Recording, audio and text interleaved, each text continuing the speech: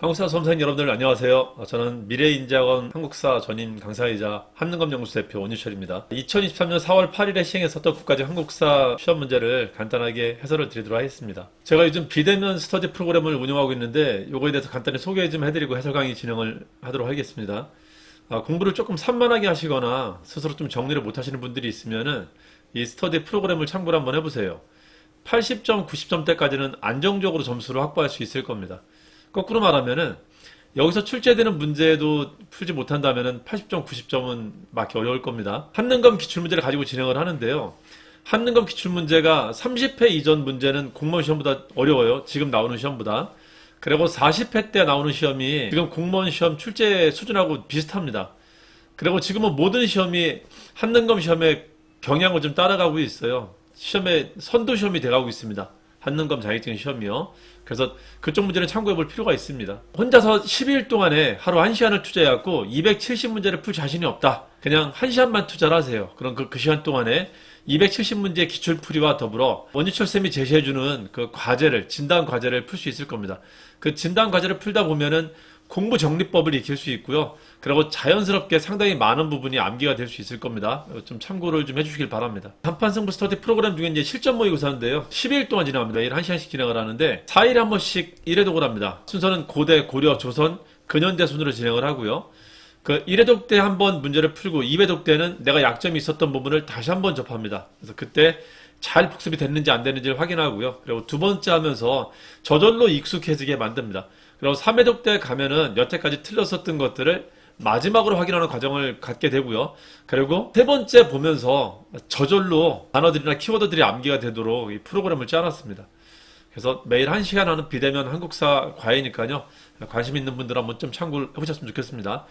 미래인재학원을 통해서 신청을 해주셔도 되고요. 한능검 연구소를 통해서 신청을 해주셔도 됩니다. 우리 한국사 수험생들의 빛이 되줄 수 있는 물어보는 질문들을 바로바로 즉문즉답해드리는 채팅방 하나 만들었습니다.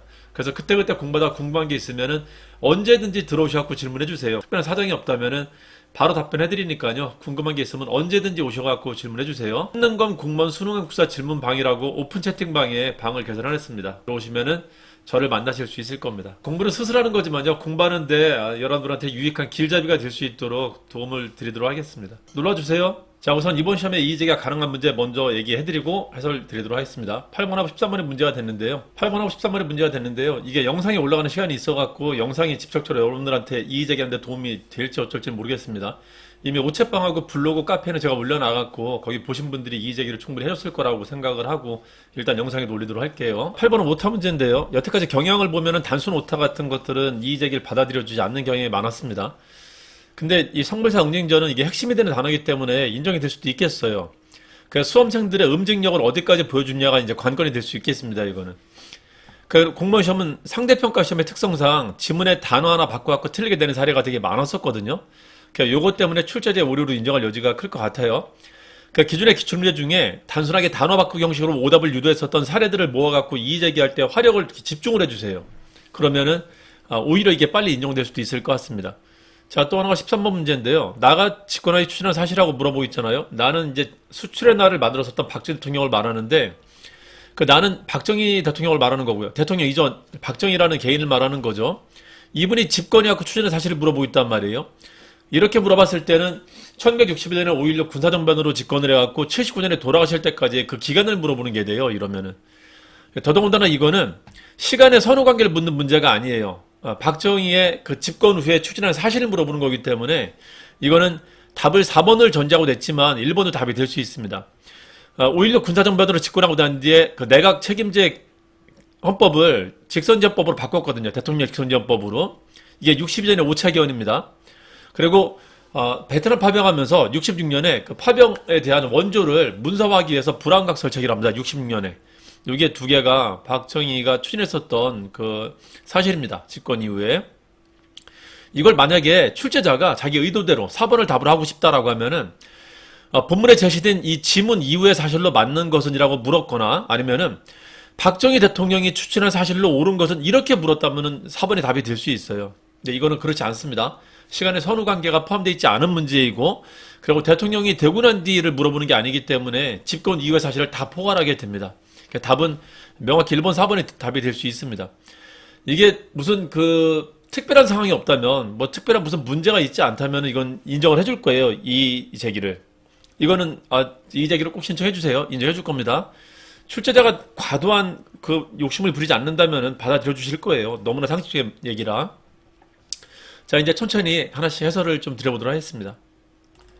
자, 23년 9급의 출제 경향을 좀 보자면요. 선사 한 문제 나왔고, 초기국권 한 문제도 안 나왔습니다. 고대국가 세 문제, 고려 세 문제, 조선 네 문제. 그리고 근현대가 8문제 나왔습니다. 근현대 비중은 점점 늘고 있는 건 알고 계시죠? 그리고 그 비중이 맞고요. 정치사가 14문제 나오고 경제사 2문제, 사회사 1문제 안 나왔습니다. 문화사 3문제 나왔습니다. 그러니까 기본적으로 정치사 비중이 항상 높습니다. 자, 그래서 고대사는 4문제, 중세사가 7문제 나왔고요. 근현대가 좀 8문제로 많이 나왔다는 게 특징입니다. 그리고 지역사 간간히 한 번씩 나오는데 지역사 나왔다는 것도 기억 좀 해두시고요. 자, 1번부터 천천히 한번 보도록 합시다. 토기를 말할 때 뭐뭐식 토기 그러면 이게 민문이 토기를 말해요. 신석기 때 토기는 문의가 있기 때문에 무슨 문이 이름이 많이 붙습니다. 빗살문이, 덧문이 그런 식으로요. 청동기는 청동기 초반에 덧띠 새긴 문의 토기를 제외하고는 거의 대부분 문의가 없습니다. 그래서 이름을 붙일 때 발견된 지역을 따서 붙이거나 아니면 형태를 가지고 이름을 붙여요. 문이라는 이름을 붙이지 못하고요. 그래서 미송리식, 공기리식, 가랑리식, 송국리식 혹은 송국리형 토기 이런 식으로 말을 합니다. 그리고 팽이형 토기 모양. 그리고 이제 청동기 때부터는 간토기라는 게 나와요. 근데 청동기 산대가 야산에 살았기 때문에 황토 기반으로 만들어요. 그래서 붉은색 간토기가 있었던 거고 철기 때는 이게 다시 바닷가 근처로 다시 내려가기 때문에 뻘을 사용합니다. 그래서 검은 간토기라는 게 나타납니다. 간토기. 일반 토기에 비해서 좀 매끈하게 갈아 쓴 토기라는 겁니다. 도자기는 아니지만 비교적 많이 진화된 토기를 말합니다. 1번이 맞습니다. 청동기 유물은 거미고비라고 기억 좀 해두세요. 거미고비. 거친무늬 거울, 미송리식 토기, 고인돌, 비파형 등검. 이게 4대 지표 유물입니다. 화폐 사용됐다면 철기고 중국과의 교류 청구다. 이 두 가지를 기억하시면 돼요. 화폐 이름을 기억하지 마시고요. 화폐 사용됐다면 철기도 하면 됩니다. 아슐리안 주먹 도끼 구석기 말하는 거고요. 철이 많이 생산되었다. 일단 철기 이유를 말하겠죠. 낭랑과 왜 수출했다. 국가 단위를 말하는 겁니다. 초기 국가 때 변환을 말합니다. 변환. 혹은 이거를 금강가야라고 돼요. 변환 내지는 금강가야에 쓰는 말입니다. 답은 1번이죠. 2번은 사료 자체는 유명한 사료입니다. 공무시험에 자주 나왔던 건 아니고요. 자, 키워드가 왕이 사냥을 갔다 길에 앉아 우는 백성을 보았다는 건데 그 이야기를 들었던 겁니다. 그러면서 이제 말한 게 봄에 곡식 있을 때 빌려주고 가을에 갚게 하는 제도를 만들어라라고 하는 건데 이게 그 유명한 춘대추납이라는 거예요. 이걸 두 글자로 하면 환곡이라고 하는 거고요. 곡식을 바꿔치기 한다라는 건데 국가 입장에서는 곡식을 쟁여두고 있단 말이에요. 쟁여두고 있던 것을 옛날 곡식을 풀어주고 그리고 나중에 새 곡식을 받을 수 있기 때문에 국가에서도 손해가 안 되고 그리고 굶고 있는 백성들은 생산적인 지원을 해주는 거기 때문에 백성들한테 도움이 되고요. 백성이 살아야지 국가에 또 세금이 들어오니까 선순환이 되는 구조란 말이에요. 그러니까 복지는 낭비가 아닙니다. 복지는 철저하게 국가가 자기 이익을 위해서 하는 거예요. 그게 우리나라 최초의 복지제도입니다. 기록상 최초의. 이거를 진대라고 하는데 이름의 뜻이 뭐냐면 진율에서 대출한다는 거예요. 그러니까 이건 고리대, 이익을 위한 대출이 아니라 긍율에서 대출한다는 겁니다. 국가가 한 대출제도를 말하는 겁니다. 그 국가 대출제도의 시초를 뭐라고 한다? 진대법이라고 합니다. 진대법. 이게 2세기 고국 천황 때 있었던 겁니다. 자, 이게 발전을 하는데요. 자, 우리나라 최초로 보였었던 게 진대법이라는 단어가 보이고요. 그 다음에 보이는 게 흑창이라는 단어가 보입니다. 이거는 후삼국 전쟁기를 거쳤었던 태조 때 이 전쟁 중에 굶고 있었던 혹은 전염병이나 아니면 농사가 안 돼갖고 굶어 죽고 있었던 백성들을 위해서 이제 급하게 임시적으로 국가 창고를 열었던 걸 말하는 겁니다. 흑창이라는 겁니다. 창이라는 이름을 쓰는 이유가 뭐냐면은 이게 국가 창고를 열기 때문에 그러는 거예요. 그 다음에 이제 제도화된 게 의로운 창고, 의창입니다. 이게 이제 기록상 보이는 제도들이에요. 그래서 조선에 가면 사창이라는 게 나타납니다. 이 의창은 고려 때부터 조선 때까지 이어집니다.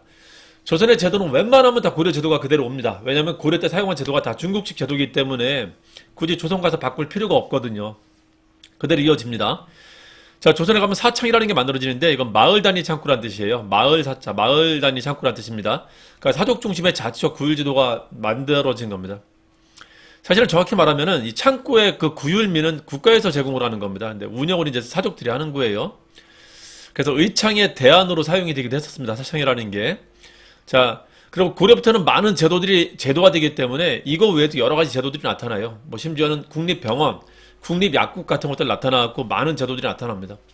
제2부 같은 빈민구제기금, 그리고 재난대비시, 우리 최근에 있었던 재난대책본부 같은 것들 있잖아요. 그런 것처럼 구제도감, 조선의 진율청, 이 많은 제도들이 나타납니다. 자, 그 중에 환곡을 뜻하는 제도는 이런 것들이 있었습니다. 기록상 등장한 것이. 같이 기억 좀 해두세요. 자, 낙랑군 출항것은 미천왕이죠. 4세기 미천왕이고요. 미천왕. 한반도에 있었던 중국인들을 완전히 쫓아냈다는 거고 한사군 축출했다는 뜻입니다. 자, 백제 침입으로 전사한 고구려 유일한 왕은 고국 원망스러운 왕, 고국 원왕밖에 없습니다. 근초국 왕한테 죽은 사람. 거꾸로 이것도 알아두셔야 되죠. 고구려 침입으로 죽은 백제왕, 사실상 거의 유일한 왕은 너무 괴롭게 죽은 사람, 장수왕 때문에 괴로왕 하는 사람이 있죠. 괴로왕이 있고 4세기가 백제 전성기이기 때문에 4세기는 백제왕이 고구려 왕을 죽였었고요.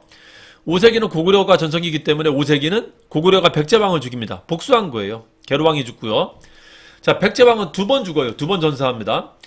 6세기 때는 신라한테 죽습니다. 신라랑 연합했다가 진흥왕의 배신으로 죽는데 이 사람이 성왕이에요. 그래서 전사했다. 왕이 전사했다라면 딱 4번 있다는 거 기억 좀 해주세요. 이것도 중요한 키워드가 된다. 자, 영락, 연호는 고구려 관계수장이고요. 답은 2번입니다. 자, 3번 한번 돌아갈까요?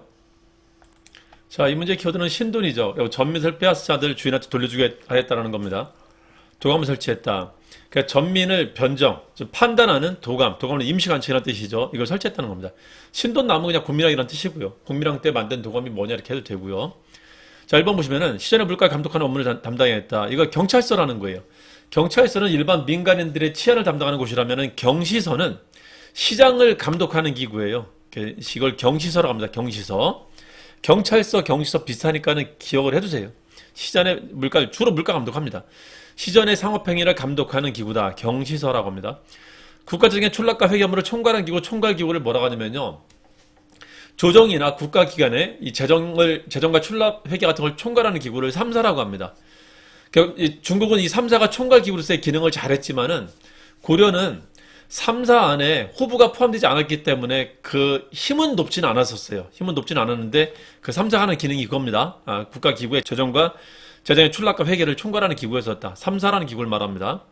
자, 3번에 맞죠. 불법적으로 전미된 토지와 노비, 토지노비, 전민이라고 합니다. 조사한다, 변정하는 기구다. 도감 그런 뜻입니다. 전민, 변정, 도감. 자, 부족한 녹봉을 보충하고자 관료한테 녹관을 지급했다. 이거는 개경으로 환도하고 난 뒤에 강화도로 도망갔다 개경으로 돌아오니까 개경에 있었던 창고가 텅 비어 있었던 겁니다. 그러니까 관료들한테 줄 녹봉조차 없다 보니까는 관료들한테 야, 내가 지금 현재 있는 만큼만 녹봉을 줄 테니까 그 부족한 부분은 이 경기도 근처에 있는 땅을 줄 테니까 네가 가서 그걸 녹봉으로 대신 받아가라 하고 준 게 녹과전입니다. 녹봉 대신 준 과전이라는 뜻이에요. 개경환도 이후에 설치한 것이다. 원종 때입니다. 원종 때. 답은 3번입니다. 자, 4번 한번 보도록 하겠습니다. 자, 이거는 굉장히 자주 나오는 사료죠. 워낙 자주 나오다 보니까는 사료의 부분을 나눠져 갖고 골고루 냅니다. 예전에 기출 중에 제일 어려웠던 게 뭐였었냐면은 이 사이에 들어갈 나라, 여진을 괄호 쳐놓고 여기에 들어갈 나라가 누구냐라고 이제 물어본 적이 있었어요. 그게 한번 어려웠었고, 그때 어떤 강사분이 답을 그때 실수해갖고 약간 이슈가 됐던 걸로 기억을 합니다. 그거 외에는 대부분 잘 나오는 사료가 나옵니다. 이것도 이제 좀 부분적인 사료가 나왔던 겁니다. 제일 잘 나오는 부분이 아니라. 내용은 이렇습니다. 여진이 길을 막고 있어서, 자, 만주는 현재 거란이라는 나라가 있고요. 우리 한반도는 고려가 있고 중국에 송이라는 나라가 있습니다. 여진 아직 국가 단계는 아니고 그냥 부족 국가 단계였었어요. 그러니까 거란이라는 나라, 거란이라는 부족 애들이 국가를 만들어갖고 팽창하고 있는 중입니다. 애들이 팽창하고 있다 보니까는 여기도 위협이 되고 있는 상황입니다. 자, 고려는 고려대로 국가가 있는 상태였었고요. 그래서 이 두 국가 간의 충돌이 지금 발생을 하는 건데, 원래 거란은 성을 치기 위해서 그 후방에 있었던 고려를 먼저 다짐하고 가려고 했었던 겁니다. 그래서 이 3자 간의 충돌이 발생하고 있는 겁니다. 거기에 거란이 쳐들어왔고 이제 얘기를 하는데 우리가 예핑결된 겁니다. 얘들이 부족 국가 상태의 애들이긴 하지만 워낙 드센 애들이기 때문에 중간에 길을 가려고 해도 길이 너무 험하다. 우리 사신들이 가면 이 도적들한테 당하는 사례가 많다. 그래서 못 갔다. 여진이 길을 막고 있어 거란이 사신을 보내지 못했다. 여진을 제압하고 길을 만든다면 이게 안전한 길목을 만들 수 있다면 왜 가지 않겠느냐라고 이제 한 겁니다. 그래서 너희들한테 사신을 보낼 생각이 있다. 즉 형식상 조공 같은 걸 할 생각이 있는데 얘 때문에 못했으니까는 이 둘의 완충지대인 이 지역을 우리가 관리할 수 있게, 원래 우리 땅이었으니까 우리가 관리할 수 있게 해달라라고 했더니 오케이 그러자 했던 겁니다. 자, 이게 서희의 외교 담판 내용입니다. 자, 그 내용입니다. 자, 소순영이 옛날 고구려 땅에서 우리가 태어났으니까 고구려 영역은 다 우리 거다. 그러니까 서경 이북은 우리 땅 이런 헛수라고 있었던 겁니다. 그러니까 서희가 이제 그 말한 거죠. 야, 임마, 우리는 국호가 고려야, 임마. 그렇게 따지면 니네 땅 자체가 우리 땅인데? 하니까 얘가 할 말이 없었던 거예요. 그러면서 야, 우리가 왜 안 가겠냐. 상황이 이러니까 안 갔지. 옛날 우리 땅이었던 데인데 여기를 우리가 관리하고 길을 좀 안전하게 만들어 놓을 테니까 그럼 그 뒤에 갈게. 요거 인정해주라 했던 겁니다. 그래서 이제 강동 6주까지 영토를 확장할 수 있게 됐던 거예요. 안정적으로. 애들한테 침략 의사를 보이지도 않으면서 영토를 확장할 수 있었던 겁니다. 이게 서희의 외교 담판입니다. 자, 여진이 그 사이에 몰래 정가하고 있었고 여진을 내쫓고 우리 땅을 되찾아갖고 성부를 쌓고 도로를 낸다면 왜 사실을 버리지 않겠는가. 이게 서희의 말입니다. 그러자 소순영은 오케이 했던 겁니다.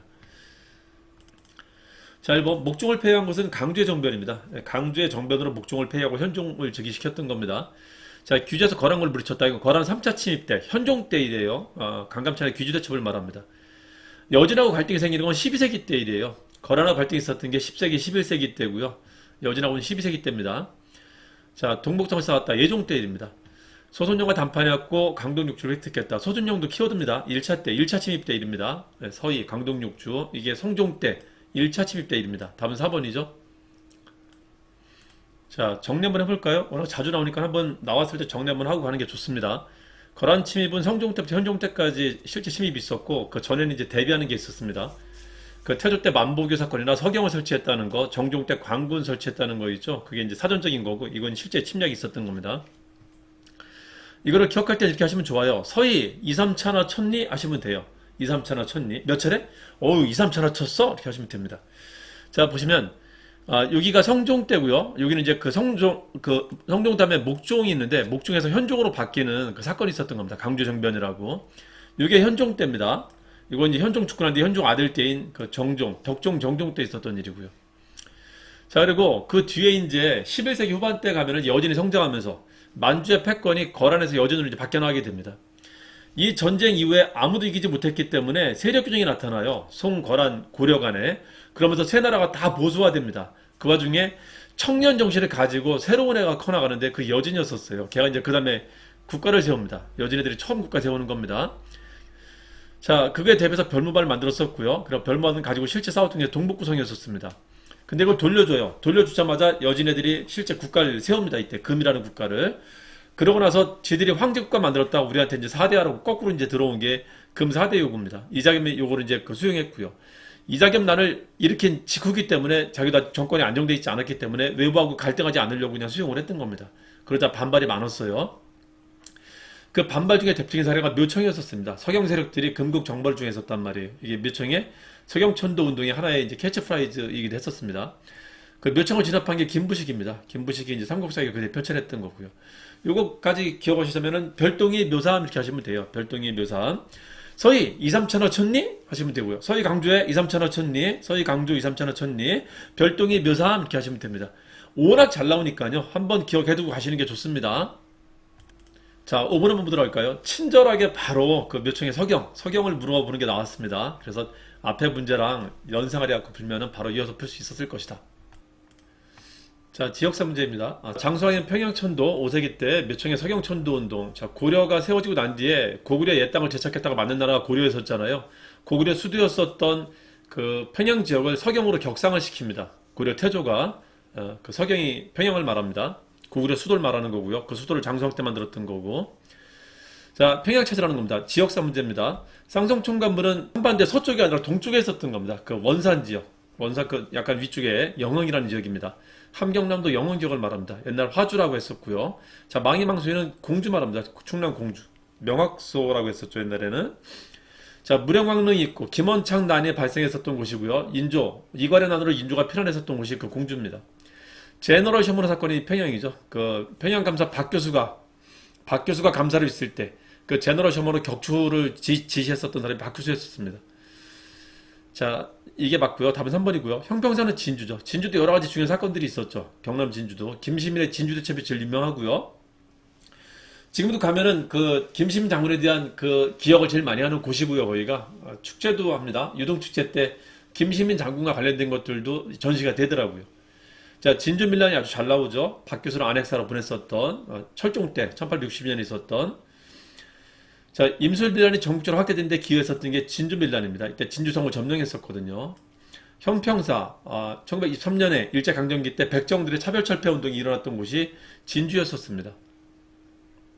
자, 6번 한번 보도록 합시다. 자, 이 키워드는 매수성입니다. 키워드 너무 쉽게 나왔죠. 7세기는 상당히 시험에 잘 나옵니다. 그래서 이 7세기 순서는 두 문자로라도 암기를 꼭 해두시는 게 좋습니다. 그래야지 쉽게 풀 수 있고 생각하는데 시간을 들이지 않을 수 있단 말이에요. 거의 대부분 순서로 나옵니다. 그러니까 그걸 잘 좀 기억 좀 해두세요.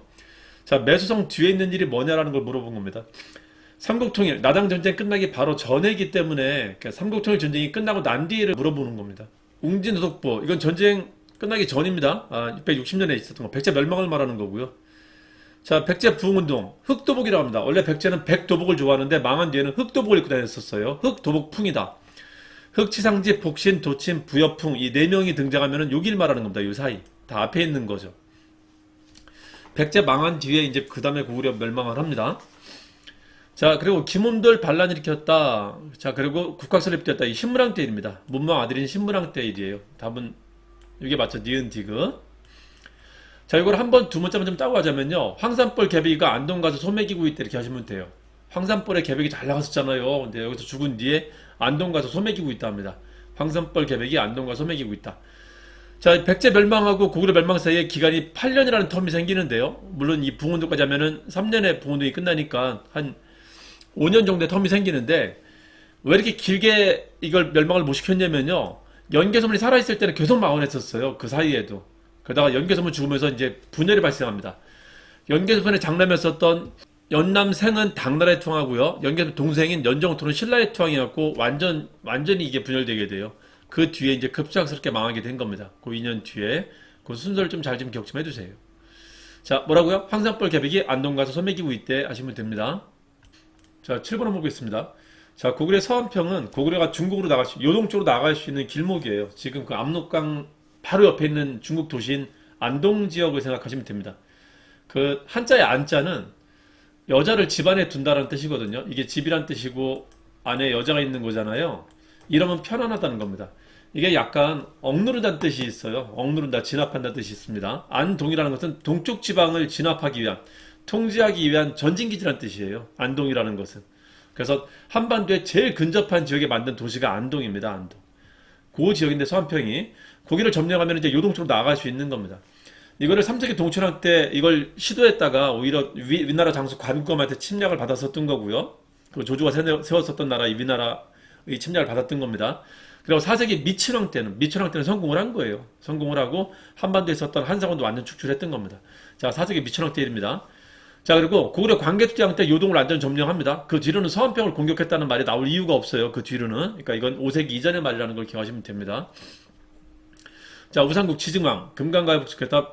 법흥학 때입니다. 가야가 소멸된 건 6세기 때 일입니다. 가야의 두 주력국은 금강가에 대가야가 있는데 금강가에는 다 신라한테 복속돼요. 주력국들은.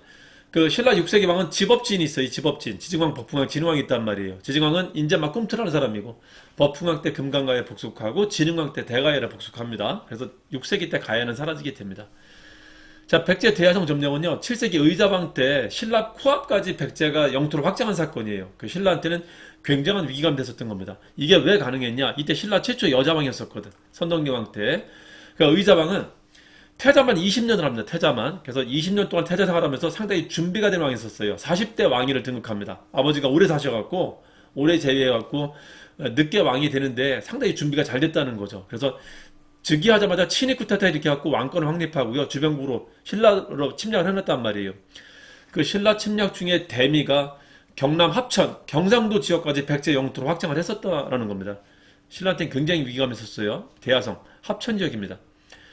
이게 지도로 잠깐 보자면요. 사비가 충남 부여가 지금 백제 수도고 경주가 신라 수도인데 여기로 쭉 직진으로 하다 보면은 이 사이에 있는 게 경남 합천이란 말이에요. 이게 대야성입니다. 그러니까 신라 입장에서는 대단히 중요한 전진기지였었어요. 얼마나 중요했었냐면 김춘추의 사위를 여기 성주로 삼았었단 말이에요. 그게 함락된 거라 굉장히 큰 사건이었었단 말입니다. 이게 신라가 대당 청병 외교에 나서는 계기가 됐었던 거예요. 바로 다음에 군대 보내달라 요청하러 갑니다. 물론 그땐 되진 않았었지만. 자, 그리고 이거 하자마자 바로 그 해, 640년인데 바로 그 해는 연개소문을 찾아갑니다. 김춘추가.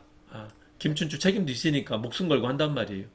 이게 다른 나라에 청병 외교하는 그 계기가 됐었던 사건이고 역설적으로 이 청병 외교가 성공함으로써 신라가 이 삼국의 패권자가 되는 아이러니한 상황을 만들었던 겁니다. 백제 대야성 점령이라는 게. 자, 그 순서대로 하면 됩니다. 나가 라다 하시면 되죠. 나가 라다. 답은 3번입니다. 자, 8번 한번 보도록 할까요? 자, 황해도 사령 성물사 응진전. 이게 이제 문제의 그 글자죠. 웅이냐, 응이냐. 자, 이게 좀 안타깝긴 한데요. 오류는 인정이 될 수 있습니다. 이게 단순 오타는 인정을 하지 않거든요. 단순 오타는 인정하지 않는데 공무원 시험 특성상 워낙 글자 바꾸기 문제가 많기 때문에 핵심이 되는 단어에 오타가 있다면은 그거는 잘못을 인정할 것 같아요. 화력을 집중해갖고 한번 좀 이 제기를 해주시길 바랍니다. 그러면 오히려 이게 또 빨리 될 수도 있습니다. 내용은 맞고요. 이 오타 때문에 문제가 됐었던 거고요. 자, 건물은 다포하고 주심포 두 가지를 구분하는 문제가 있어요. 주심포 세 개가 잘 나옵니다. 복무, 수조, 공정사, 극락전, 부석사, 무량전, 수덕사, 대응전, 그리고 부석사, 조사당이라는 게 있습니다. 그리고 강릉, 객사문이라는 게 있는데 총 5개밖에 안 남아 있습니다. 고려 건물이. 그 중에 복무수 3개가 잘 나오고요. 다포도 3개가 있어요. 성석심이라고 해갖고 성불사 응진전, 서광사 응진전, 심원사 보강전이라는 게 있는데 다 북한에 있습니다. 생각보다 자주 나오진 않아요. 요거는 그림보다는 이렇게 글로 나옵니다. 나와도. 그래서 요걸 물어보는 겁니다. 주심포냐 다포냐. 다포에 속하는 게 맞습니다. 성불사 응진전이. 근데 오탄에 뜬 거고요. 자, 고려시대 불탑은요, 신라에 없었던 불탑이 있거든요. 그게 뭐냐면 다극다층입니다. 이게 잘 나옵니다. 사각형은 이제 신라나 그 기존의 삼국시대 걸 계승했다라고 하는 거고요. 주로 다극다층을 잘 냅니다. 그 다각다층이 3개가 있는데 하나는 북한에 있었고 거의 안 내고요. 예, 그 2개가 나옵니다. 남한에 있는 2개가. 그걸 월경이라고 하는데요. 월정사가 고려 전기 때 겁니다. 그래서 송나라 영향을 받은 거고 경천사가 고려 후기 때예요. 그래서 이게 원나라 때 만들어진 겁니다. 원간석기 때. 원나라 영향 받은 겁니다. 그걸 물어본 거예요. 그거. 그러니까 애초에 이게 정리가 돼갖고 개념이 대비가 된다면 문제를 물어볼 때 오른쪽 왼쪽 뭘 물어보는구나 라는 게 그냥 이미지처럼 떠오릅니다. 그렇지 않고 모든 기억을 단어로 기억하게 되면 이걸 계속 연산을 해야 돼요. 마치 바탕화면에 굉장히 많은 폴더가 깔려 있을 때 내가 어떤 폴더를 찾아야 될 때 하나하나 다 연산하면서 그 폴더를 찾아내는 것처럼 되는 거예요. 그렇지 않고 폴더 정리가 잘 돼 있다면 컴퓨터 키자마자 딱딱딱딱딱딱 찾아 들어갈 수 있다는 겁니다. 그래서 공부할 때 정리하는 습관은 상당히 중요합니다. 자, 그래서 원나라 석탑 후기 때 거냐 전기 때 거냐, 일단 팔각구층 다층탑 중에서 다각다층 중에서 전기 때 거냐 후기 때 거냐 물어본 건데 월경 생각하시면 됩니다. 요거 하나 더 하면 월경원이라고 하는데 경천사랑 똑같이 조선세조가 똑같이 만든 게 하나가 있어요. 그걸 원각사탑이라고 합니다. 그거까지 하면 월경원이라고 해요. 그건 조선 때 겁니다. 월경원. 자, 승탑은 두 가지로 구분하는데 팔각원당형, 팔각형이 승탑의 기본형이에요. 그 기본형을 계승했다. 즉 신라 양식을 계승한 거냐 아니냐 물어보는데 이 형은 다를 이자, 다른 형태를 말하는 겁니다. 다른 형태 두 가지가 있고 기본 형태 한 가지가 있는데 이 세 가지가 잘 나옵니다. 세 가지만 있는 건 아니고요. 세 가지가 잘 나옵니다. 여홍지라고 해요. 그러니까 여홍지, 월경, 이것까지 하면 관춘소라고 합니다. 여홍지, 월경, 관춘소. 요 한 줄로만 기억하면 고려 문화시장을 외울 수 있어요. 괜찮으니까 복무신조 외워라. 복무수조 이렇게 하시면 됩니다.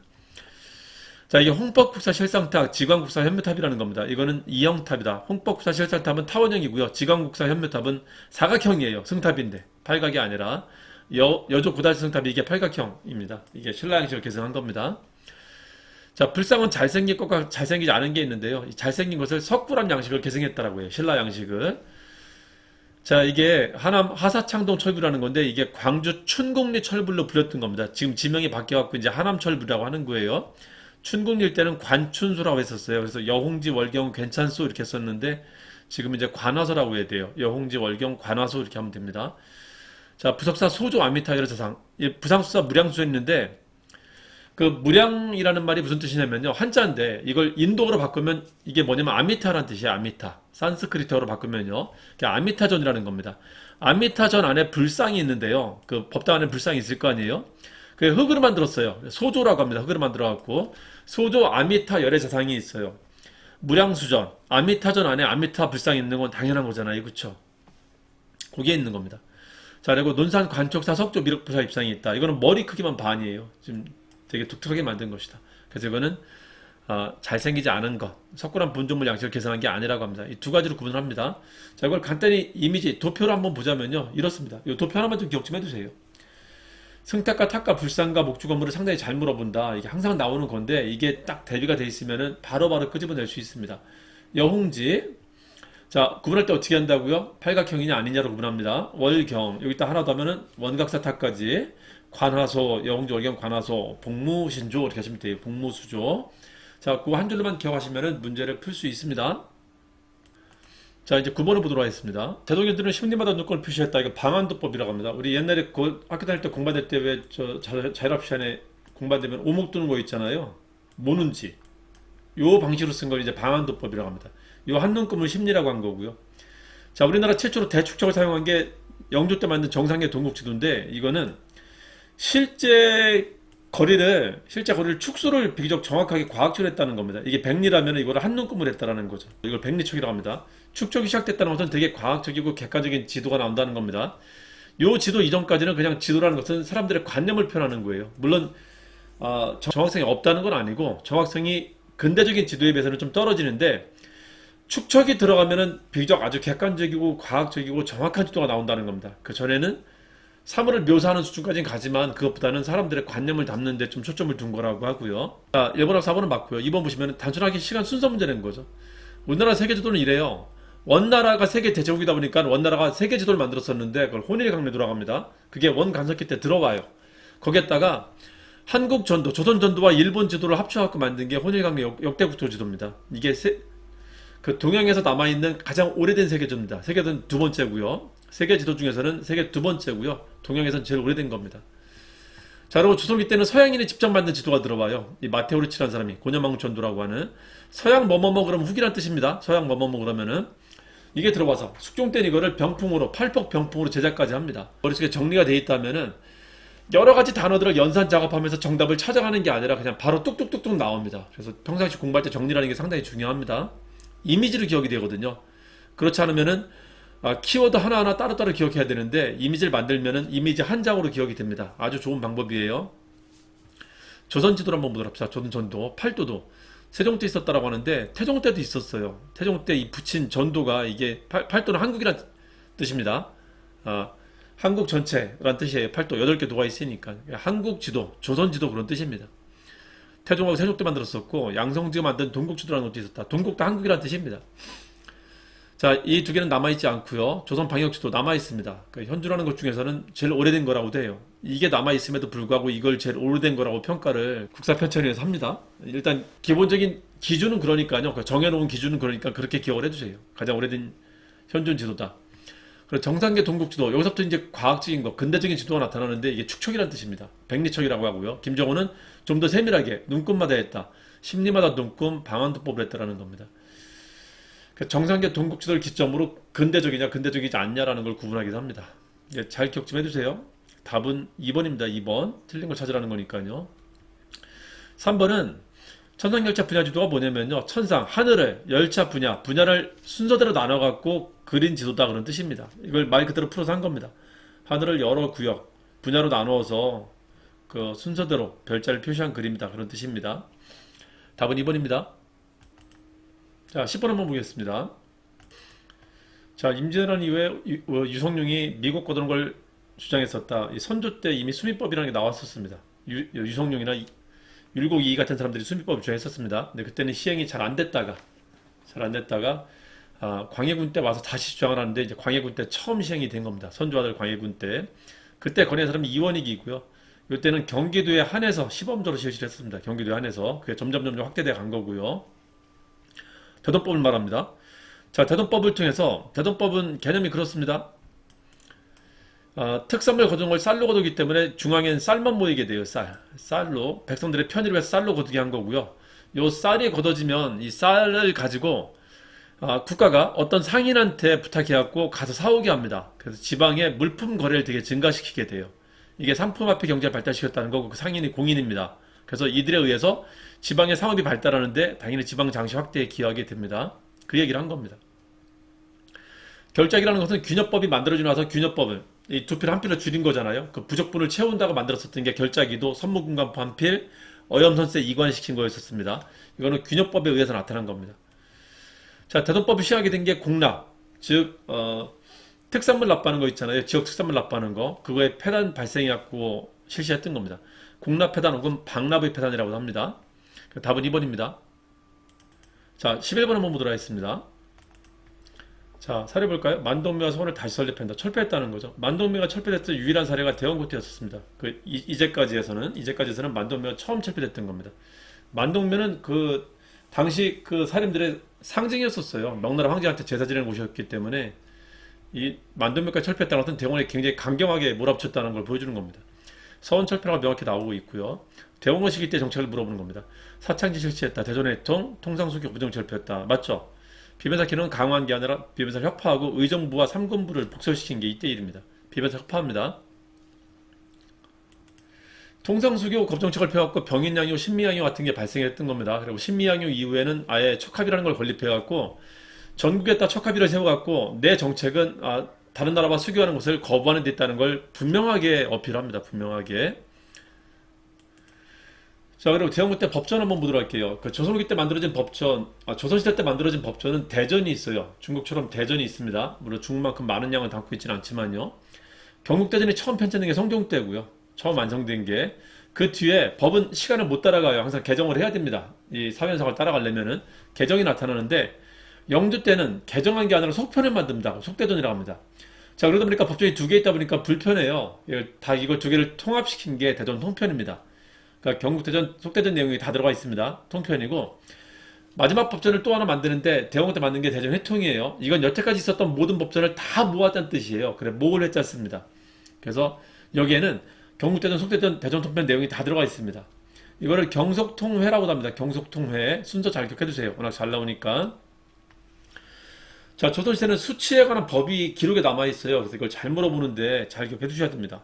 전세, 군역, 공납이 대표적인데요. 그리고 이제 환국은 사회제도였었는데 나중에 이게 하나의 세제화 됩니다. 공법, 보법, 군족수포제, 특산물 납부하는 방식이 있었다. 이게 16세기를 거치면서 문란해지다가 조선후기 때 이제 변화를 주는 건데 영역법입니다. 그러니까 둘을 대비시킬 수 있어야 돼요. 얘는 풍용에 따른 차등수주고 얘는 풍용을 고려하지 않는 고정수주라는 게 특징이고요. 4도로 고정했다. 군족수포제를 두 필이었다면 여기는 한 필을 줄입니다. 대신에 그 부족분을 결작, 선무군과 보염선사 같은 걸로 메웠다라는 거고요. 특산물 납부는 지역별로 다른 것을 내게 하는 거고요. 대돈법은 다 똑같이 내는 거예요. 이건 영구히 고정한다는 거고, 대돈법은 다 똑같이 낸다는 겁니다. 뭘로? 어디 가나 쌀은 있으니까. 쌀 없으면 돈은 있으니까. 쌀이나 포목이나 동전 같은 걸 내게 한 게 대동이라는 뜻입니다. 대동. 이걸로 인해 생겨난 게 공인, 선예청 같은 기구가 생겨납니다.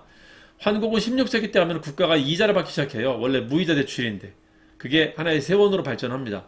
그게 19세기 때 세계가 다 굉장히 문란해졌다가, 자, 이걸 이제 대원군 때 한번 고쳐을 했었던 겁니다. 세제개혁을 다시 한번 합니다. 전세는 그냥 일부지만 양전을 했다는 게 특징이고요. 호포법, 양반한테 군포를 부과했다. 사창제로 시작했고, 이게 의창에서 시작된 거잖아요. 상평창으로 한국이라는 게 의창에서 시작했잖아요. 뭐 16세기 때 상평창으로 이관해갖고 이제 이자를 받기 시작합니다. 그때부터. 그러면서 문란해지기 시작한 건데, 원래 제도가 의창에서 시작했으니까 의창의 대안으로 만든 게 사창이라는 게 있거든요. 그걸 다시 한번 활용을 해본 겁니다. 대원군이. 그래서 사창이라고 한다. 한국의 문란을 해소하려고 만든 것이. 12번 한번 보도록 하겠습니다. 그래부터 한번 볼까요? 공화제 정부다. 우리나라 최초의 공화제 정부입니다. 임시정부만합니다. 3.1운동 이후에 3.1운동 선언한 뒤에 조직되었다. 명확하죠? 대한민국 임시정부를 말합니다. 우리나라 최초의 공화제 정부라고 하고요. 자, 임시정부의 활동 내용은 잘 기억해두는 게 좋습니다. 워낙 잘 나오기 때문에 한 요 정도 암기하시면 돼요. 상해 임시정부의 활동 내용. 교통국 임시사료 편찬에 하늘강의 사례집 만들었다. 연통부. 자, 이거는 일종의 지방행정제도고요. 독립공채, 애국공채라고도 합니다. 파리에 김규식을 보냈는데 김규식 보내고 우리나라 그 상황을 설명하기 위해서 김규식을 보냈고요. 그걸 역사적으로 자료를 만들어준 게 임시사료 편찬, 한일관계 사료집입니다. 우리나라는 일본하고 어떤 관계에 있었다는 것을 역사적으로 알려주려고, 열강에 알려주려고 만든 게 한일관계 사료집입니다.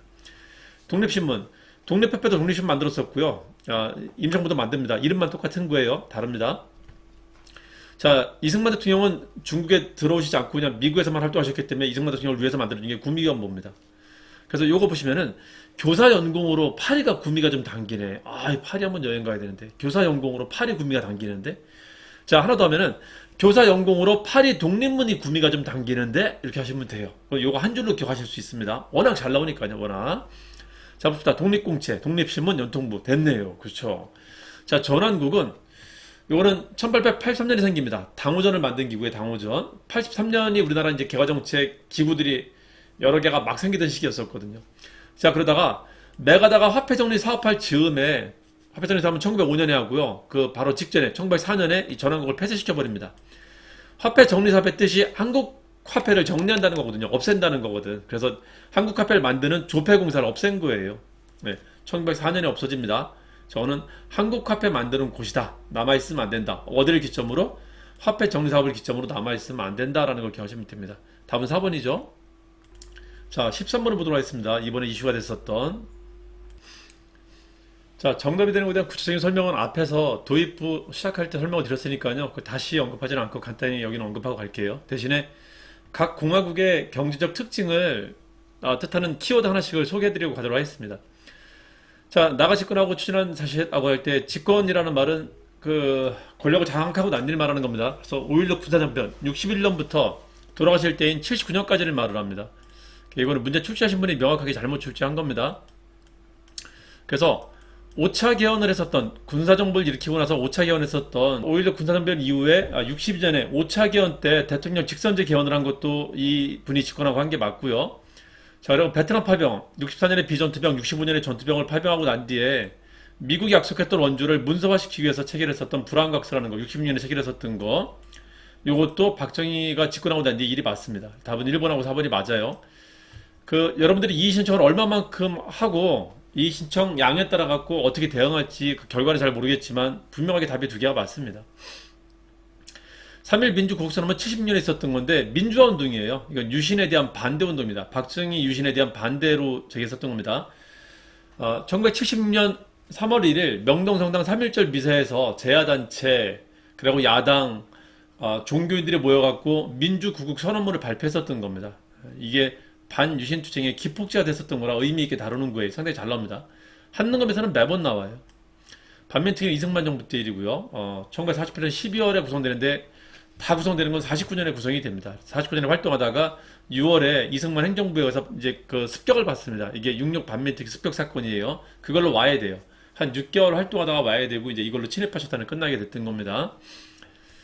자, 한번 정리 한번 해볼게요. 미군정식 때는 신안공사라는 게 있습니다. 이건 요때만 쓰는 말이에요. 신안공사. 자, 일공 때는 300산업이 있어요. 이거는 경제 발전을 말하는 게 아니라 한미 원조 협정을 통해서 원조를 받는데 원조 받는 물건이 세 가지 하얀 거예요. 밀가루, 면, 설탕이 있습니다. 요거를 재가공, 원조 물품을 재가공하는 수준의 공업이 발달했다라고 해서 300산업이라 합니다. 원조 산업이에요. 한미 경제협정. 자, 그리고 5개년 계획을 이때 실시하려 했었는데 바로 한 달 뒤에 5.16 군사전변 발생하면서 실시를 이때는 못합니다. 5개년 계획은 이때도 있었어요. 그리고 실시는 군사전변 이후에 다음에 실시합니다. 실시에 따르면 이때입니다. 이게 이제 박정희 정부가 성공하는 큰 지름길이 되는 겁니다. 경제적 성공하는. 요거 좀 알아두셔야 되는데 산업의 쌀이라는 게 있어요. 산업의 쌀. 그러니까 주식 같은 거. 그게 뭐냐면은 하나가 철입니다. 또 하나가 기름이에요. 이게 있어야지만 산업이 돌아갑니다. 지금은 산업의 쌀을 반도체라고 하죠. 그때는 저거 있었어요. 이게 갖춰져야지만 중화공업이라는 걸 할 수 있어요. 그러니까 박정희 정부 때 처음으로 수출을 목표로 하는 경제적인 지표를 세우는데요. 그래서 수출의 날도 생기는 거고 수출 100억 달러라는 이런 기념하는 것들이 나오게 되는 겁니다. 300산업은 수출용이 아니라요. 그러니까 원조 물품을 내수하는 건데 재가공하는 수준의 산업이라는 뜻이고 수출을 목표로 정책을 내세운 건 이때부터입니다. 실질적으로. 그러니까 이때는 이제 인형에 눈깔 붙이고 가발 만드는 정도의 수출이었다면 경공업이었었다면 이건 돈이 안 되잖아요. 한 단계 업그레이드된 게 중화공업인데 중화공업을 하기 위한 반드시 그 전제가 뭐냐면은 산업의 쌀을 국산화해야 돼요. 석유하고 철이라는 것을 원유를 캔다는 게 아니라 원유를 가져다가 이제 가공하는 걸 우리가 해야지 이 원가를 낮출 수 있단 말이에요. 철도 마찬가지고 이게 사전적으로 됐기 때문에 이 뒤로 중화공업이 되는 겁니다. 순서도 기억해 두세요. 64년 이건 70년에 기공시라는데 73년에 완공이 됩니다. 그리고 이제 4공화국 때 중화공업을 본격적으로 하는 겁니다. 중화공업까지 되면서 생각보다 빠르게 100억 달러 달성을 했던 거고요. 럭키스텝은 77년에 수출 자유무역지대라는 거, 수출의 날 지정이라는 이런 기념식 같은 게 이게 박정희 대통령 수출하는 게 박정희 대통령과 연관이 된다는 것 좀 기억 좀 해두세요. 마산, 전북의 이리 같은데 이리 지금 익산 말합니다. 그런 지역에 외국계 기업이 들어오면 각종 혜택을 줍니다. 중에 자유무역 공간을 만들어줘요. 자, 5공화국 때 전두환 때는 3조 호황이라는 게 있었습니다. 그 잘 기억을 해두셔야 되는 게 박정희 대통령이 죽게 되는 큰 계기 중에 하나가 석유파동이 있었거든요. 이게 4공화국 때 있었습니다. 1차가 73년에 있었고 2차가 78, 79, 80년 그쯤에 있었습니다. 그래서 이것 때문에 경제가 안 좋아졌고 돌아가시게 되는 11.6 사태의 계기가 되는데요. 그 모든 것은 이게 등락이 있잖아요. 석유파동으로 석유가가 크게 치솟으면은 그 뒤에는 사람들이 원유로 유전을 굉장히 개발을 많이 해요. 유전 개발이 비싸기 때문에 안 하다가 석유값이 확 뛰면 개발하는데 이제 이게 석유값이 떨어지게 됩니다. 이 혜택을 본 게 전두환 때였었어요. 그러니까 70년대 말에 80년 초반에 성해파동이 있었다가 80년 중반 즈음에 확 떨어진 겁니다. 그래서 유가, 달러, 환율 같은 게 떨어져갖고 이때 처음으로 수치를 흑자내기도 했었던 시기였었어요. 이거 삼조황이라 합니다. 자, 육공화국 들어와서는 이제 노, 김, 노라는 사람이 있는데 노태우 때는 사회주의 국가로 수교했다는 겁니다. 그 좌파, 우파 개념이 사실상 이제 이때쯤 없어지리라고 생각을 했었어요. 그 사회주의 국가하고도 수교하고 친구가 되고 물건 팔아먹으려고 이제 문을 열고 했었거든요. 문호 개방을 했었거든요. 노태우 때. 자, 그리고 김영삼 때는 이제 금융실명제했다는 거 굉장히 중요한 일이었었죠. 이때 뭐 지지율이 80%까지 치솟았으니까요. 굉장히 인기가 많았었습니다. 그리고 뒤에 이제 96년에 OECD 선진국 클럽이에요. 가입했다 바로 다음 97년에 IMF 터지고 나서 구제금융 신청하고 나서 샴페인을 너무 빨리 터뜨렸다라는 이제 비아냥을 받기도 했었습니다. 바로 다음에 망했으니까 나라가. 김대중 때 처음 등장한 게 뭐냐면요. 경제 민주화라는 게 처음 등장합니다. 경제도 민주주의가 발달하면 경제가 발달할 수 있다는 걸 처음으로 실현한 사람, 입증한 사람이 김대중 때입니다. 이제까지 민주주의하고 경제 발전은 상충하는 개념으로 봤었어요. 근데 이게 같이 갈 수 있다는 걸 처음으로 실증한 사람이 김대중입니다. 그래서 노사정위원회, 노동자, 사용자, 정부가 함께 대등하게 가는 위원회를 만든 것도 이제 상징적인 단어예요. 자, FTA, 한미 FTA 노무현 때다. 자, 그리고 이명박 때는 EU랑, 그리고 박근혜 때는 한중 FTA를 체결했다는 걸 기억하시면 됩니다. 그래서 발표한 답은 4번이고요. 제 생각으로 답이 1번하고 4번 둘 다 답이 된다 이렇게 말씀을 드립니다. 자, 이제 14번 한번 보도록 하겠습니다. 자, 사료 먼저 분석 한번 해볼게요. 송시열과 송중길, 양송을 대표적인 그 서인의 대표라고 합니다. 양송, 기억해두세요. 서인의 의견과는 큰 차이가 있습니다라고 하는 거죠. 3년 정은 남인밖에 안 합니다. 남인이 길게 얘기하고 서인이 짧게 얘기하는 거거든요. 서인은 그냥 사대부하고 똑같이 하자라는 거고, 남인은 왕의 특례를 인정한다라고 해갖고 길게 얘기하는 겁니다. 그 3년 1년 대립했었던 게 기혜예송 때고요. 효종이 죽었을 때 3년 대 1년 대립이고, 가민예송은 효종 B가 죽었을 때입니다. 그리고 효종의 그 계모였었던 자의대비 조씨가 남아있어갖고 그 계모가 몇 년 상을 입을 거냐를 두고 지금 다투고 있는 겁니다. 유교에서는 부모보다 자식이 먼저 죽었을 때 자식에 대한 예를 어떻게 할 거냐에 대해서 첫째일 때는, 장남일 때는 부모의 예에 준해서 이렇게 하자라고 합니다. 지금 이 경우도 그 경우가 되냐 안 되냐를 가지고 따지는 겁니다. 그래서 서인은 안 된다라고 하는 거고요. 집에 둘째면 둘째를 끝내자라는 거고, 남인은 집에서 둘째지만 왕통을 이었으니까 왕의 어떤 특례는 인정해 줘야 된다라고 하는 겁니다. 서인이 집권당이에요. 그래서 서인은 힘이 있어. 왕하고 거의 대등하게 보는 거고, 남인이 야당입니다. 야당이다 보니까는 왕편에 들어갔고 왕을 통해서 권력을 유지하려고 하는 입장에 섰단 말이에요. 그래서 왕편을 들어줍니다, 남인이. 3년 1년, 여기는 1년 대 9개월 논쟁이 있었어요. 항상 길게 하는 게 남인입니다. 결론적으로 둘 다 1년이 이깁니다. 이때는 서인이 이기고 이때는 남인이 이겼어요. 이때는 현종이 즉위하자마자 했던 거기 때문에 힘이 없어갖고 그냥 얘들 얘기를 들어준 거고요. 이때는 현종까지 참여합니다, 예송 논쟁에. 그래서 결국은 남인이 이기게 만들어요. 남인 주장이 이기게. 자, 그래서 기해예송 때 일이고요. 3년 주장은 남인을 말하는 겁니다. 아버지의 뒤를 이었다. 그 왕통을 이었기 때문에, 정통을 이었기 때문에 그걸로 가능한 것이지, 그 집안에서 첫째, 둘째 일 따질 필요는 없다는 겁니다. 왕실을. 그래서 이 3년을 입는 게 맞다라는 얘기를 한 겁니다. 자, 환국 때 보면요, 남인은 딱 2번밖에 집권을 못합니다. 인조반정으로 서인이 집권하고요. 이때 처음으로 선한 공존시대가 열리게 돼요. 선한 공존시대가. 자, 이게 예송으로 싸웠던 거고, 이때는 이제 죽고 죽이는 싸움을 했었던 건데, 이때 하나가 죽어야 돼. 이때 죽으면 남인이 날라 없어지면서 이제 서인 하나만 남게 되는 겁니다. 서인이 남으면서 노소로 분화됐다가 노론 1당 독주가 되는 게, 이때쯤 가면 노론 1당만 남게 돼요. 그 노론 1당만 남은 게 싫어갖고 다시 붕당 정치, 붕당을 균형을 잡게 하려고 했었던 게 탕평 정치입니다. 그러니까 뒤집어 말하면 이때는 당이 하나밖에 안 남았다. 주류당이. 그걸 기억하시면 됩니다. 그걸 바꾸기 위해서 왕이 지금 노력하고 있다는 게 탕평 정치고요. 그 과정은 이때 있었던 것이고, 남인이 집권했던 게 언제냐면은 가빈예송 때하고요, 기사회생한 거 딱 2번밖에 없어요. 나머지는 다 서인이 이겼다 하면 됩니다. 서인이 이겼다. 이때만 남인이 이긴 거예요. 기사반국으로 정권 장악했다. 맞습니다. 자, 인조반정은 서인이 주도한 거예요. 서인이. 거기에 남인이 참여해갖고 이제 서남 공존시대가 열리게 됐던 거고요. 자, 노소남을 고루 등용한다. 탕평 정치는 2단계가 있어요. 하나는 세력균형, 골고루 등용하는 거고요. 두 번째는 궁극적으로는 붕당을 타파하겠다는 겁니다. 붕당 타파예요. 이건 이제 고기로 가기 위한 전 단계입니다. 세력균형이라는 것은 궁극적으로는 없애려고 하는 겁니다. 영주의 방식은 그냥 골고루 등용하는 겁니다. 그것도 온건팔 등용하는 거고요. 정주의 방식은 엄준한 사람들 등용하는 거예요. 그래서 싸울 수 있는 사람들, 싸울 수 있는 전사를 등용하는 겁니다. 그때 노론 견제에 등용했던 사람들이 남인이었습니다. 정주 등용한 사람이. 영조 때는 비록 소론을 좀 키우고 있었고요. 노론을 견제하기 위해서. 자, 이게 정조 때 탕평 chan출이 이뤘다. 맞고요. 자, 그러고 나서 이제 정조가 죽고 나서 정순왕후 김씨 세력에 의해서 정조 세력들, 즉 남인들이 일거에 다시 날아가게 된 게 뭐냐면은 그게 신유박해입니다. 그러니까 남인은 두 번 날아가요. 갑술한국 때 완전 초토화되고요. 또 하나가 이제 신유박해 때 완전 초토화가 됩니다. 이게 정조 때 키워놨었던 남인이 날아간 겁니다. 자, 그럼 서인이고요. 입이 성은한 문의는 서인을 말합니다. 서인. 답은 기억하고 디귿입니다. 아, 니은하고 리을은 서인을 말합니다. 자, 이것도 정리된 거 한번 보도록 할까요? 예, 기갑하랬더니 경기갑하냐 병신아 이렇게 하시면 기억할 수 있습니다. 아, 여기 병신처분이라는 것도 있거든요. 이걸 3대 환국이라 하는데 병신처분까지 하면 4대 환국이 됩니다. 기갑, 경기갑, 병신 하시면 돼요. 혹은 기갑, 경기갑, 신 하면 됩니다. 3대 환국이 주로 나오니까요. 탕평, 완룬탕평, 줄롱탕평이 있었다. 거기에 남민이 완전 날아가는 게 갑술한국 때니까요. 이게 갑질한국이라고 합니다. 갑질. 왕이 갑질한 거예요. 자, 그 뒤로는 이제 남인이 얘기 안 나온다. 그래서 이때까지가 서인 남인, 여기는 공존기라고 하고 여기는 서인 남인 대립한 거고요. 그 뒤는 노소 얘기일 거라는 걸 기억하시면 됩니다. 경종 때 신임사화는 이게 장희빈의 아들인데요. 장희빈을 지지했던 게 남인인데 그 뒤에는 소론이 지지합니다. 그래서 경종이 지겠다는 것은 소론이 집권했다는 거예요. 소론이 노론 공격한 게 신임사화라고 합니다. 자, 이 정도.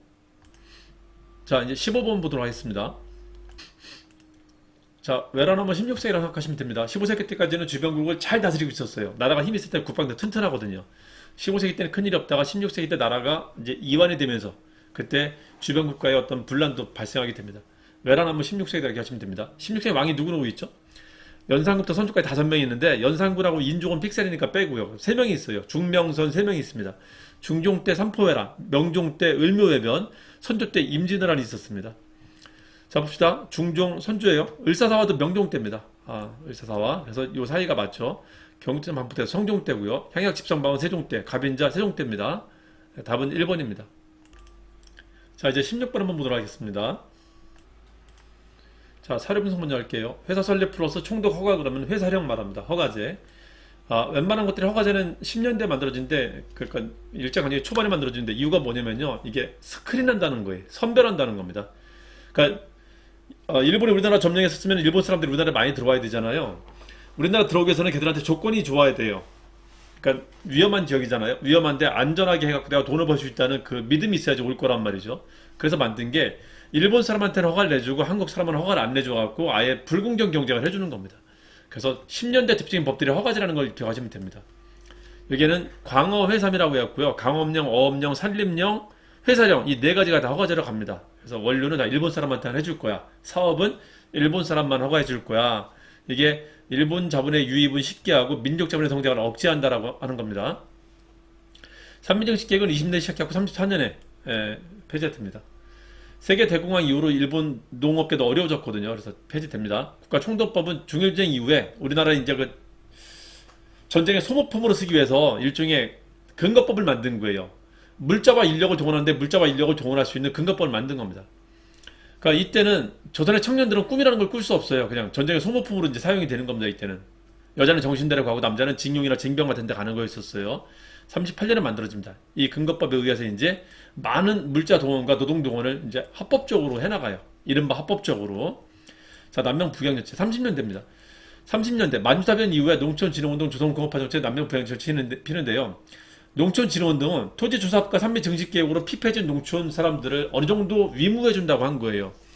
사회주의자들이 농촌 사람들, 노동자와 농민들을 사회주의 운동화시키고 있었거든요. 일종의 농민 획득 경쟁이라고 합니다. 그래서 그것 때문에 국가의 국민들 대부분이 사회주의 넘어가면 힘들잖아요. 일본 놈들이 할지라도 송치하기 힘들잖아요. 그래갖고 일종의 진흥운동을 핀 것이고, 이거는 만주사변 이후에 한반도를 전쟁의 전략기지로 병참 기지로 만들기 위해서 했던 겁니다.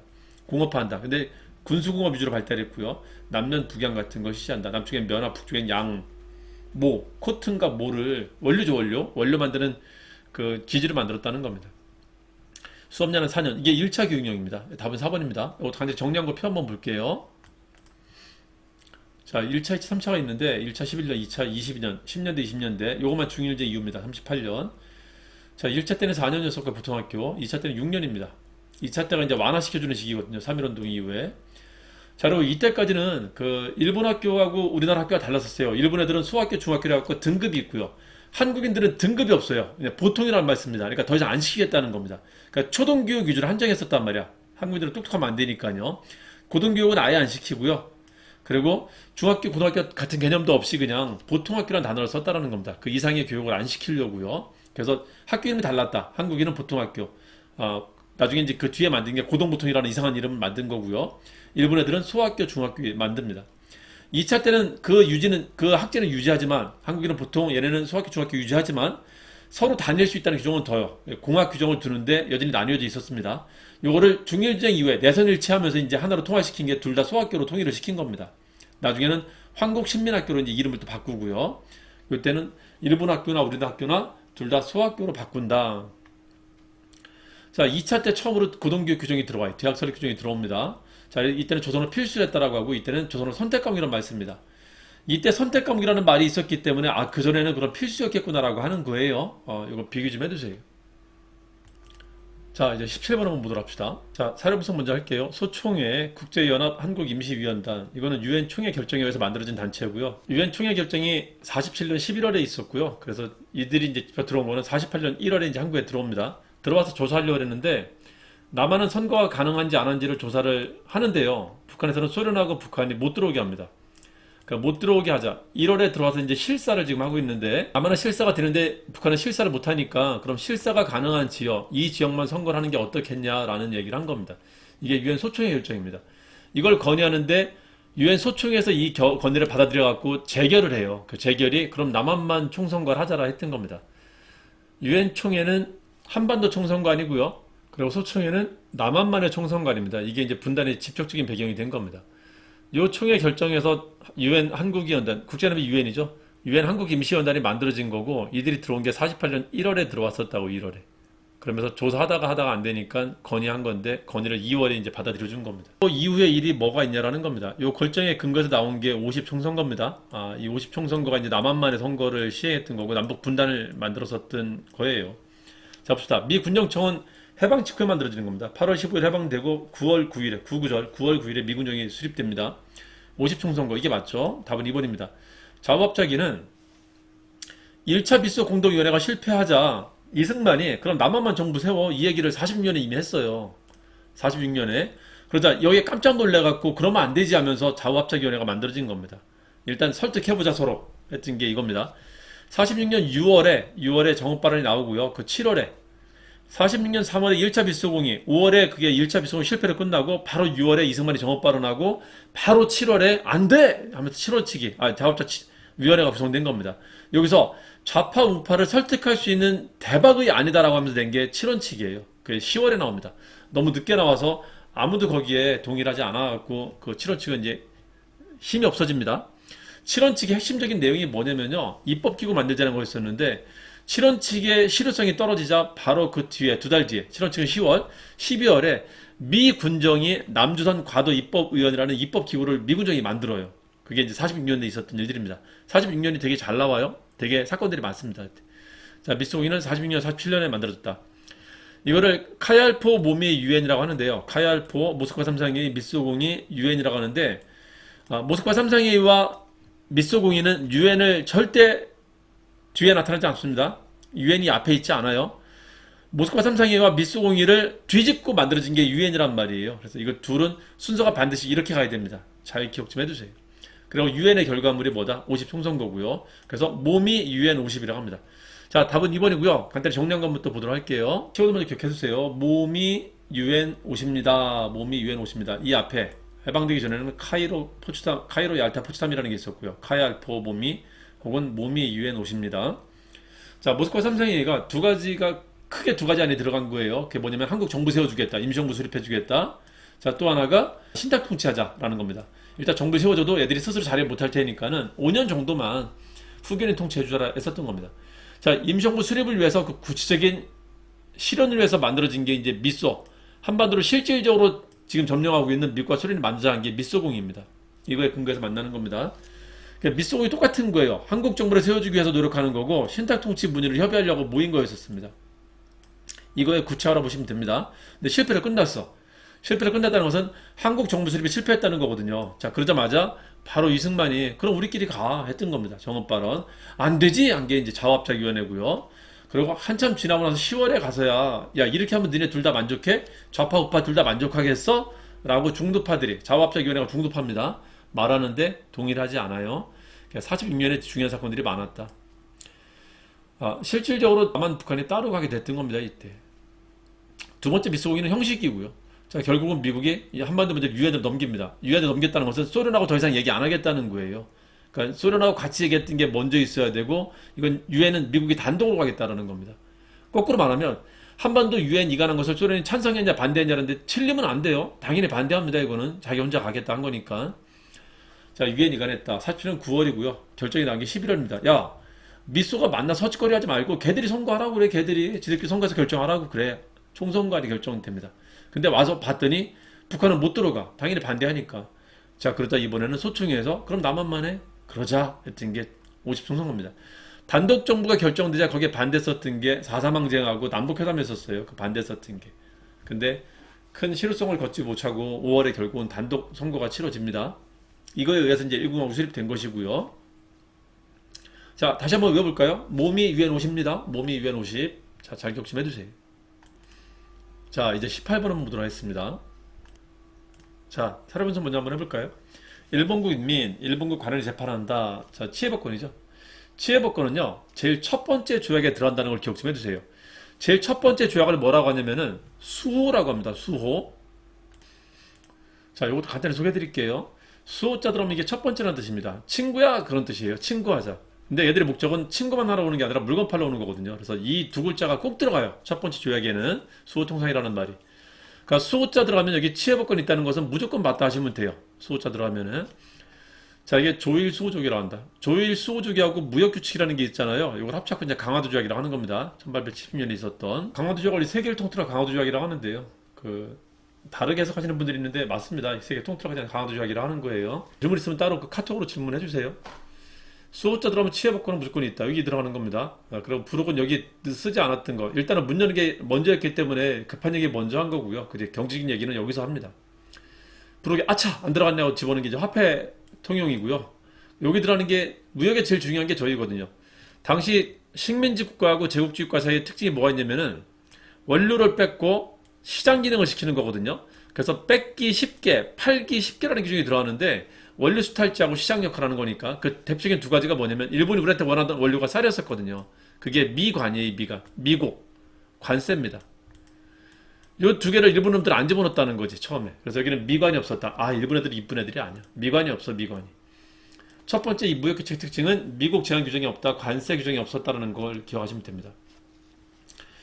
자, 그래서 이 간은 이거 말하는 겁니다. 조일수호주교. 이 세 개 중에 요걸 말하는 거예요. 요거. 그리고 화폐 통용되었다. 이거 이제 그 뒤에 붙었던 부록에 들어간 내용입니다. 답은 1번이 맞고요. 요거는 조청상민수리 무역장제입니다. 얘는 특이하게 무슨 얘기를 안 했죠? 수호라는 글자가 없죠. 수호, 얘는 통상은 여기 들어가는 거고 수호라는 글자가 없고 통상만 있어요. 근데 그걸 길게 쓴 겁니다. 상민, 수륙, 무역 이걸 통상이라고 하는 거예요. 그것도 조약이라고 안 하고 행정명령급인 장정으로 썼다라는 겁니다. 좀 아래로 바라봤다는 거예요. 우리나라 대등하게 한 게 아니라 결국은 똑같아요. 여기는 수호자가 빠진 조땡 통상조약입니다. 그러니까 수호자를 빼다 보니까 여기는 친구라고 안 하고 뭐라고 했냐면요. 속방이라는 말이 처음 들어가요. 너 임마 내 속방이지 자식아. 그래서 이건 황제가 명령을 내리는 거니까 넌 들으면 돼. 이런 식으로 표현을 쓴 겁니다. 그래서 여기는 친구라는 말이 들어가지 않는다. 속방이라는 말이 들어갔다는 걸 기억해 두세요. 82년입니다. 이모곤란 뒤에 있었던 거예요. 자, 중국 상인이 한성의 영업설계 들어간다. 서울을 뚫은 거고요. 일본이 뚫었던 건 계양장. 이때 계양장은 부산이었습니다. 강화도 조약 시기 때 계양장은 인천이 아니라 부산이에요. 여기를 뚫었던 거고 중국 놈들은 여기 서울을 뚫었고요. 가게를 낼 수 있다. 그리고 양화지는 이제 한강 서울로 들어가는 길목을 뚫은 거고요. 그리고 내륙 행상까지 해갖고 지방 곳곳에 갈 수 있다는 거. 내륙 행상을 처음 뚫은 게 이 조약의 특징입니다. 그래서 벽지까지 외국 상인이 드나들게 된 게 언제부터냐면 이때부터라고요. 80년대부터, 82년부터. 가끔 이것 때문에 헷갈리시는 분들이 있는데 내륙으로 들어가서 상점을 차리지 않는다, 허가하지 않는다. 그랬고, 내륙 행상 허용하지 않는 거 아니야? 그게 아니라, 이거는 가게를 말하는 거고, 영업소는. 이거는 이제 행상, 떠돌이 상인을 말하는 거예요. 떠돌이 상인은 되는데, 가게는 되지 말라라고 하는 겁니다. 좀 다른 거예요. 내륙 행상은 됩니다. 예, 헷갈리지 마시라고 설명드리는 거예요. 이걸 염두에 두라는 게 아니라 중요한 거 아니에요. 자, 봅시다. 산림체벌권. 그 열강의 이권 집단이 본격화되는 건 아간파천 이후입니다. 아간 왕이 남의 나라 공사관에 하숙 생활하고 있단 말이에요. 돈 줘야 되잖아. 하숙비를 러시아한테 줬는데 최국 대우라는 조관에 의해서 나도 줘 해갖고 열강의 이권 침탈이 심화된 게 그때였었단 말이에요. 아간파천기 때. 이때 뺏긴 이권을 뭐라고 하냐면은 철도, 광산, 산림이라고 합니다. 그 중에 산림은 다 누구? 러시아한테 갑니다. 철도는 누구? 골구루. 광산은 누구? 골구루 이렇게 돼요. 철도, 광산, 산림. 고란을 획득했다는 언제라고요? 아간파천 이후다 하시면 돼요. 미국의 운산 금강만 아간파천 직전에 있었는데 그건 95년에 본격적으로 협약이 완료되는 것도 그것도 아간파천 이후라 그냥 대부분 아간파천 이후라 하시면 됩니다. 뭐가? 철도, 광산, 산림이요. 아시겠죠? 한국중앙청상회는 독립협회 활동할 때 독립협회 데모를 공동회라고 하는데 공동회 한참 개최하던 98년에 시전 중앙상회니까 시전 상인들이 자기들 외국 상인들에 대항하겠다 만든 게 중앙총상회입니다. 98년입니다. 대한제국 시기예요. 함경도 방공령 불구에 손해배상 선고했다. 이 방공령 사건입니다. 방구령 89년입니다. 89년. 요거 뒤에 통상장정을 개정하는데 그게 조일 통상장정 개정입니다. 83년에 있었는데 거기에 방공령 규정. 일본한테는 미국 제한 규정, 미관이 처음 들어가요. 83년에 조일 통상장정 개정할 때. 그래서 이때 일본은 안 이뻐. 미관이 없었는데 83년에 일본은 조금 이뻐집니다. 미관이 들어가요. 그게 가능했던 이유가 요 사이에 조미수 통상조약이 있었거든요. 이때 미국 제한 규정하고 관세가 처음 들어가거든. 그래서 그 뒤에 조약들은 이걸 반영 안 할 수가 없었단 말이에요. 82년. 83년에 일본 놈도 그거를 인정해 준 거예요. 대신에 미국 최애국 대우 줬잖아. 나도 줘 하면서 최애국 대우 얻으려고 그 양보하는 척 한 겁니다. 자, 이거는 이제 83년 조일 통상장정 규정에 의해서 89년에 방공령 사건이 발생했던 겁니다. 답은 언제? 1번입니다. 1번. 19번 한번 보도록 하겠습니다. 사료 분석부터 한번 해볼게요. 뭐 사료 분석할 거리도 없죠. 14개 조목의 홍범 14조 말하는 거죠. 홍범 14조 내용을 물어보는 겁니다. 홍범 14조 내용에는 1차 개혁 때 했었던 내용과 2차 때 앞으로 할 내용들이 섞여 있어요. 그래서 그냥 가부개혁 내용이다 하시면 됩니다. 탁지하문을 조세부가 한다. 탁지하문으로 모든 재정 권한을 일원화시킨다라고 합니다. 이게 그 얘기예요.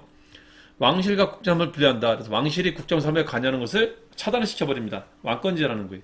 그래서 답 먼저 보면은 기억리은 1번이 답이죠. 자, 지게 발급한다. 우리나라 은행들은 대부분 대한제국식 때 만들어집니다. 그래서 디귿리을은 대한제국식 때를 말합니다. 그러니까 답은 1번이고요. 그래서 개화파들이 추진했었던 개혁 내용을 간단히 비교를 한번 해볼게요. 이들의 개혁 내용의 핵심은 크게 두 가지가 있는데 뭐가 있냐면은 정치적으로 왕권을 제한하고요. 경제적으로는 재정 일원화와 수치제도 개혁을 합니다. 그리고 사회적으로는 이제 평등사회, 신분제 폐지를 지향했다는 걸 알 수 있어요. 그 내용들이 어떻게 반영되는가 한번 보도록 할게요. 84년 갑신년매 때는 규장각 내시보, 왕의 근시기구를 없애버렸다는 게 특징이고요. 그리고 호조로 제정이 일어난다. 이때는 의정부 6조였었으니까. 그리고 전세 개혁을 지조법 개혁이라고 해갖고 시도했었습니다. 자, 가부개혁 때는 왕실이 국무에 관여하는 것을, 정무에 관여하는 것을 분리시켜버립니다. 그래서 왕실을 차단시켜버려요. 이런 식으로 왕권을 제한시키려고 합니다. 그래서 만든 게 국내부예요. 의정부 말고 국내부라는 걸 따로 만들어갖고 너네는 궁사무만 담당해라. 왕은 청와대 일만 보세요. 바깥에 나오지 마시고요. 그냥 그렇게 얘기를 하는 겁니다. 이때는 탁지하문으로 재정이 일어난다. 그리고 조세 급납화, 세금을 이제 돈으로 내게 한다는 걸 이때 만듭니다. 독립협회 때 가면 이때는 의회 설립운동이었고요. 아예 그 가부개혁 실패 이후에 원래 개화파들은 어디서 정치를 하고 있었냐면은 여기서 지금 개화정책을 추진하고 있었던 거거든요.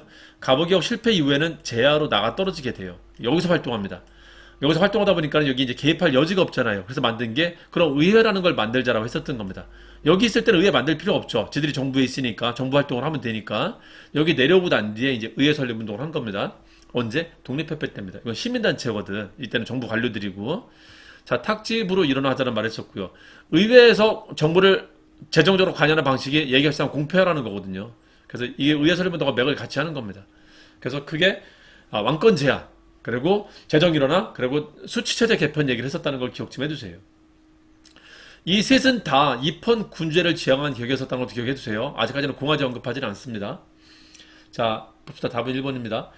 우리나라 은행은 대부분 이때 만들어진다 했잖아요. 한성은행만 97년 그 대한제국 수립하는 그 시간하고 겹치고요. 나머지는 다 대한제국 때 만들어집니다. 그러니까 대한제국시라고 기억하시면 편합니다. 자, 마지막 이제 20번 한번 보도록 하겠습니다. 만주사변하고 태평양 사이를 찾는 건데요. 만주사변은 31년에 발생했고 태평양은 41년에 있습니다. 30년대를 찾으라는 거예요. 30년대. 아까 저 조선 경영 얘기할 때 말씀드렸었죠. 그 소학교, 한국인이 소학교에 들어갈 수 있는 건 2차 경영 때부터 들어갈 수 있습니다. 근데 이때까지는 학교 체제가 일본인 학교는 소학교라 부르고 한국인 학교는 보통학교라 불렀었어요. 다만 둘 다 다닐 수 있다라는 규정을 둔 거지 아직까지는 분리 체제였었습니다. 어쨌든 다닐 수 있다. 근데 3차 경영, 38년에 있었던 3차 경영 이후에는 아예 학교가 조선학교, 일본학교가 다 둘 다 소학교라는 명칭으로 통합되게 돼요. 이때는 명확하게 됩니다. 이 안에 들어가는 거 맞죠? 한국신민서사는 이거 중일전 이후에 총동원 체제 하에서 나타난 겁니다. 중일전 이후에 전시체제 강화되면서 나타난 겁니다. 37년부터 나타났었던 거고요. 제국신문은 이른바 병합과 동시에 폐간되는 거였었어요. 대항제후 시기 때 마지막 신문들이 대표적인 대황제 만세라는 신문이 있었습니다. 대한매일신보 1904년 때 만들어졌고 10년 국가비탈 될 때 없어지고요. 황성신문 98년에 만들어집니다. 독립협회가 데모 많이 할 때 98년이거든. 그때 만들어졌다가 10년이 없어지고요. 국권피탈과 동시에 없어지고 제국신문도 황성신문하고 같은 해에 만들어집니다. 98년에. 이것도 국권피탈 될 때 그 10년이 없어집니다. 만세부는 6년에 만들었다가 1907년에 1년만 있다 없어지고요. 천도교 신문이죠. 대황제 만세라는 신문은 국권피탈 이후에는 보이지 않는 신문이다. 답은 3번입니다. 자, 여기까지 해갖고 20문제 해설을 마치도록 하겠습니다. 앞에서 말씀드린 대로 궁금한 게 있으면은 오픈 채팅방 들어와갖고 언제든 질문해주세요. 가능하면 특별한 일이 없으면 즉각 답변을 드릴 겁니다. 공부할 때 막히는 걸 두고 가지 마시고요. 그때 해소하고 가시라고 제가 시간 내갖고 해드리는 거니까는 언제든지 와갖고 질문해주세요. 자, 그리고 제가 단판 승부 스터디라는 프로그램을 만들었는데 여러분들이 공부를 잘 정리하면서 공부를 하면은 이게 바로바로 득이 되고 기억에 많이 남게 되는데 이미지화 되거든요. 그게 잘 안 되는 친구들은 5과목을 하다 보니까는 기억을 남기지를 못하더라고요. 한 과목 하다 다른 과목 가면은 금방 또 잊어먹고 또 잊어먹고 이걸 계속 반복하더라고요. 그러다가 중간에 이제 지치더라고요. 해도 안 되니까요. 그래서 그것 때문에 결국은 공부 자체를 그만두거나 아니면 기간이 그냥 너무 길어지는 채로 그냥 공부를 뒤로 두고 노량진 대학생 생활에 이제 빠져들게 되더라고요. 이제 그러지 마시라고 만든 겁니다. 그래서 10일 동안에 1시간씩을 투자해갖고 내가 한국사를 270문제를 풀 자신이 없다 싶으시면 그냥 들어오세요. 12일이 지나면 270문제는 풀려있는 상태가 될 거고 그리고 270문제 들어가는 주제들을 여러분들이 스스로 정리하는 기회를 좀 가질 겁니다. 정리하는 방법을 제가 좀 알려드릴 거고요. 그거를 진단 과제로 내드릴 겁니다. 문제를 매일 실전 모의사를 30분씩 보는데요. 거기서 틀린 거를 제가 거기에 맞게 개배인의 수준에 맞게 진단 과제를 드릴 거예요. 그 진단 과제를 스스로 정리하면서 문제를 풀어가는 겁니다. 그걸 하다 보면은 270개 주제에 맞는 정리표가 여러분들 머릿속에 남게 될 거예요. 그걸 잘 활용하셔갖고 안정적으로 80점대, 90점대를 확보하고 나시고 다른 과목에 좀 집중을 하시길 바랍니다. 그걸 목적으로 만든 겁니다. 열심히 하시고 빠른 시간 내에 원하는 성과들을 잘 내실 수 있기를 바랍니다. 자, 수고하셨습니다.